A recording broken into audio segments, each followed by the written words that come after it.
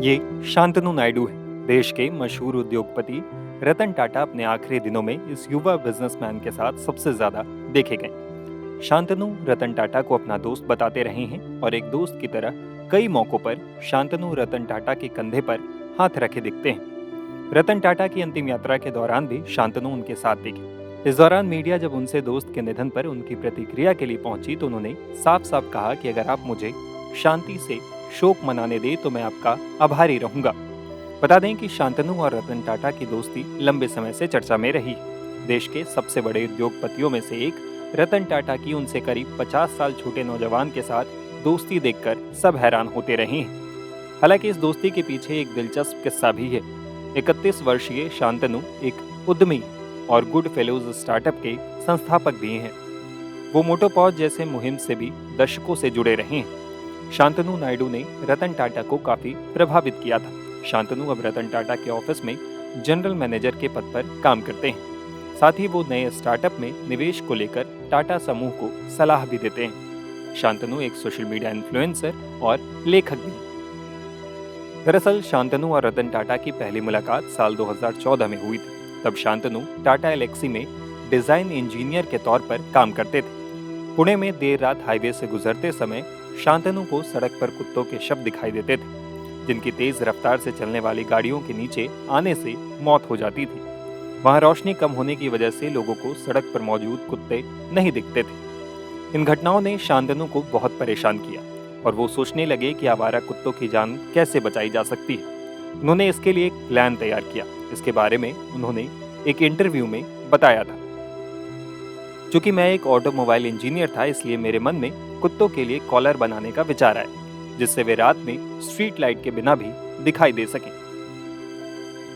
कई तरह की कोशिशों के बाद शांतनु ने एक डॉग कॉलर बनाया। कॉलर को बनाने के लिए शांतनु और उनके दोस्तों ने चंदा किया। शांतनु की मुहिम की वजह से कुत्तों के लिए बनाया गया रिफ्लेक्टिव कॉलर रात में उनकी जान बचाने लगा। इसकी जानकारी रतन टाटा तक पहुंची तो उन्होंने शांतनु को मिलने के लिए बुलाया। यहीं से दोनों की दोस्ती शुरू हो गई।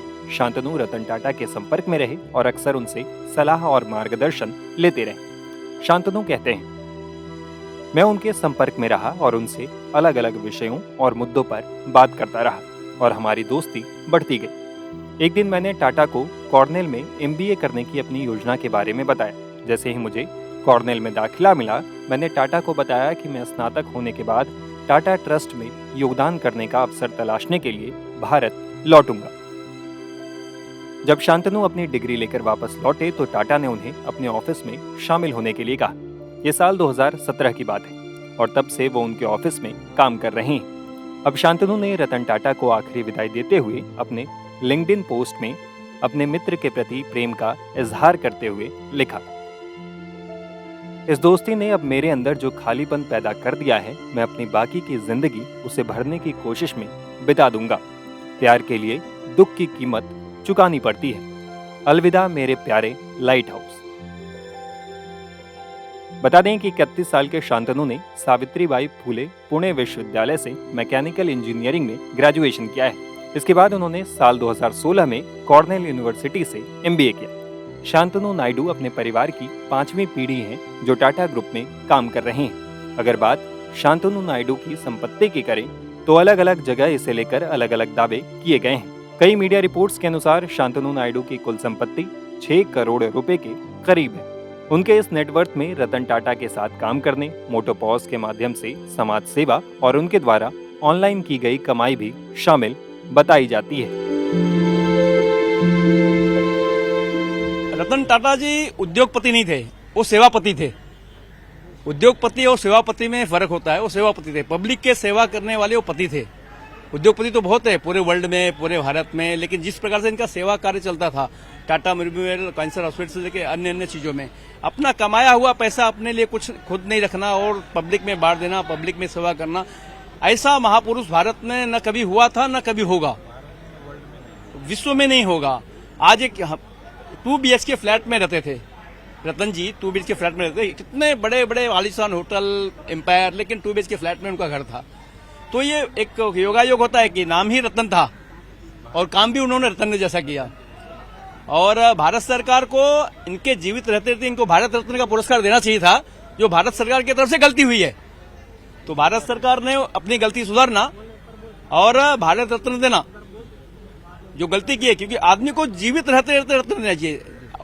खेलने वालों को उन्होंने दिया, डांस करने वालों को उन्होंने दिया, लेकिन एक जो व्यक्ति है पूरे भारत में अपना पूरा पैसा भारत को लौटा दिया। इतनी सारी कंपनियां, हजारों के एम्प्लॉई, लाखों के एम्प्लॉई, लेकिन 1 रुपया भी जेब में नहीं, तो भी इसके फ्लैट में रहता है। तो बाकी इंडस्ट्रियल ने, बाकी नेताओं ने, बाकी मंत्रियों ने रतन टाटा जी से सीख लेनी चाहिए कि पब्लिक का पैसा पब्लिक को समर्पित होना चाहिए। सर, आपका शुभ नाम? शशिकांत पिसाल, अभी यही मुंबई के हैं? मुंबई के। हाँ, आप भी अंतिम दर्शन करने के लिए आए थे, क्या कहना चाहेंगे, किस तरीके का ये लॉस आप देख रहे हैं रतन टाटा? क्योंकि जब से उनके देहांत की खबर आई थी, लग रहा था जैसे वक्त थम सा गया। भारत देश ने एक बहुत बड़ा एक रतन खोया है आज के दिन। मेरा तो उनसे कुछ ताल्लुकात नहीं है, तो भी मेरे को जैसे न्यूज मालूम पड़ा तो भागते दौड़ते कुर्ला चांदोली विधानसभा से मैं भागते इधर आया, तो देखा अंतिम यात्रा देखा, पर एकदम बोलते हो जैसे मेरे परिवार का कुछ सदस्य गया है, ऐसा मेरे को फील हो गया। मन भावुक हो गया। मन भावुक हो गया। क्या कहना चाहेंगे, इनका जाना, इनका देहांत होना कितनी बड़ी उन क्षति? गरीब लोगों के लिए बहुत बड़ी क्षति है। उद्योगपतियों के लिए तो है ही है, मगर उन गरीब लोगों के लिए बहुत क्षति है जो कमजोर तबके थे, उनकी बहुत मदद करते थे। हमारे घर कानपुर उन्नाव जिले गए थे, तो वहाँ जहाज उतारे थे। उन्होंने कहा था यहाँ हम पार्क बनवा देंगे। कौन से साल की बात है? ये हो गया 7 साल पहले की बात है। तब अखिलेश यादव मुख्यमंत्री थे, वहाँ उनके साथ गए थे, मुख्यमंत्री भी थे। तो उन्होंने कहा था यहाँ पार्क बहुत बड़ा बनाएंगे, 48 करोड़ रुपया आपको देंगे हम लोग। मगर विडम्बना ऐसी है कि फिर मुलाकातें नहीं हो पाई। जब आज रात 12 बजे सुने, तब हवाई जहाज पकड़ के कानपुर से यहाँ पर अभी आए 2 बजे हम दिन में। हाँ, तो आपको लगता है कि इनका जाना एक ऐसी क्षति है इनका जिसको जाना उद्योग जगत को क्षति है, उन गरीब लोगों को महान क्षति है जो आम आदमी थे, जिनकी वो मदद करते थे। और भी लोगों से बात करते हैं। सर, आपका शुभ नाम? किरीट सुरती। आप यही मुंबई के हैं? हाँ, यहाँ मैं मुंबई का हूँ। ओके, क्या कहना चाहेंगे सर, ये कितना बड़ा लॉस आप देख रहे हैं? क्योंकि ये न सिर्फ एक इंडस्ट्रियलिस्ट के लिए एक बड़ी आइकॉन थे, यूथ आइकॉन के तौर पे भी जाने जाते। देखिए, मैं उनको नहीं जानता हूँ ना, वो मुझे जानते थे, लेकिन मैं ये जानता हूँ कि उन्होंने देश के लिए बहुत कुछ किया, इसलिए मैं समय निकल के यहाँ पर आया सिर्फ श्रद्धांजलि देने के लिए, बस। तो आप काम से समय निकाल कर आप आए हैं? हाँ, मैं आई रिस्पेक्ट हिम, मैं बहुत रिस्पेक्ट करता हूँ उसको, और जो देश के लिए उन्होंने किया वो वो जो बयान भी नहीं कर सकते हम लोग। और उसके जैसा जो भी जो कैलिबर का जो एक लीडर था वो, और नॉट ओनली दैट, वो सब जो भी एंटरप्रेन्योर्स और इंडस्ट्रियलिस्ट है, उन लोग ने टाटा से सीखना चाहिए कि कैसे देश के लिए जो भी संपत्ति है, देश के लिए जो पैसा है, वो यूज होना चाहिए। वो एक बड़ा एक ग्रेट एक आइकन है वो, मैं ये मानता हूँ उसके बारे में।